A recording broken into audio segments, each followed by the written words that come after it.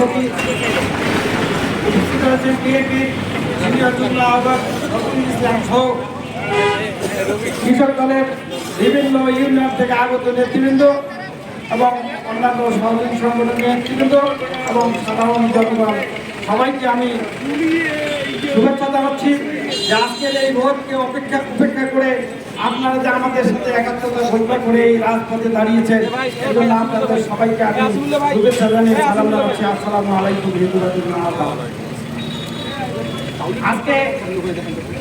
আজকে একটা বিশাল আমাদের দুঃখের দিন, যে দুঃখ রাখার জায়গা নেই। আমরা দীর্ঘ 17 বছর 17.5 বছর থেকে নির্যাতিত।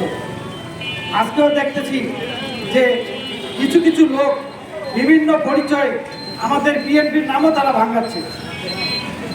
এই যে পরপর দুটা মামলা এখানে হয়েছে রেকর্ড, দুইটাই বিএনপির পরিচয় দিয়ে, দুইটাই যুব দলের পরিচয় দিয়ে, দুইটাই একটা সাংবাদিক পরিচয় দিয়ে এই মামলাগুলো হচ্ছে। এই মামলাগুলো আমরা গত 8 তারিখে আমাদের দলীয় কার্যালয়, বিএনপি কার্যালয়ে একটা মিটিং করি। মিটিংয়ের মাধ্যমে আমরা এই মামলাগুলোকে দুঃখজনক এবং ন্যাক্কারজনক আমরা সিদ্ধান্ত গ্রহণ করি এবং এই বাদীদের বিরুদ্ধে ব্যবস্থা গ্রহণের জন্য আমরা প্রশাসনের কাছে নিবেদন জানাবো যে এই মিথ্যা মামলা করার দায়ে একটা সামান্য ঘটনাকে কেন্দ্র করে তারা যে আজকে এই যে মামলা বাণিজ্য করার জন্য এই বিভিন্নভাবে বিভিন্ন সময় থেকে এই আর্জি লিখতেছে, আর আর্জি ধরে বাড়ি বাড়ি যাচ্ছে, আর সেখান থেকে বলতেছে তোমার নাম কাটি দেবো যদি তুমি 50,000 টাকা দাও। এরকম কল রেকর্ড আমাদের কাছে আছে, এরকম ডকুমেন্ট আমাদের কাছে আছে। কাছে কাছে আমি অনুরোধ করব আমাদের থানা প্রশাসনকে যে আপনারা অনতিবিলম্বে এই মামলাগুলো চূড়ান্ত প্রতিবেদন দেন, প্রকৃত যারা দায়ী তাদের কিন্তু, যারা দায়ী নয় তাদেরকে আর এই 17 বছর 17.5 বছর জ্বালা আর আমাদের 1 ঘন্টাও সইতেছে না। অতএব যারা প্রকৃত দোষী নয় তাদেরকে অব্যাহতি দিয়ে, যারা দোষী তাদেরকে দিয়ে দ্রুত আপনারা আপনাদের প্রতিবেদন দাখিল করেন আদালতে, এবং অদূর ভবিষ্যতে যেন এই থানায় এইভাবে এই বিএনপি পরিচয় দিয়ে নামধারী কিছু বিএনপি পরিচয়ধারী এদেরকে দিয়ে কখনো যেন এই কোনো মামলা রেকর্ড করা না হয়। আমাদের সাথে একটু হলেও শেয়ার করেন যে সেখানে আমাদের লোক আছে কি না। যদি আমাদের বিএনপির লোক মিথ্যামিথ্যিভাবে থাকে তাহলে তাকে বাদ দেওয়া হোক, আর যদি আমাদের বিএনপির লোক অপরাধী থাকে তাহলে তাকে আসামি করার তাকে কোনো আপত্তি আমার থাকবে না, আমার উপজেলা বিএনপিরও থাকবে। কিন্তু আমরা 17.5 বছর যাবত অত্যাচার নির্যাতন আমরা সহ্য করলাম। আবার এখন বিএনপির সামনে হয়তোবা আল্লাহ তাআলা শুভদিন অপেক্ষা করাচ্ছে।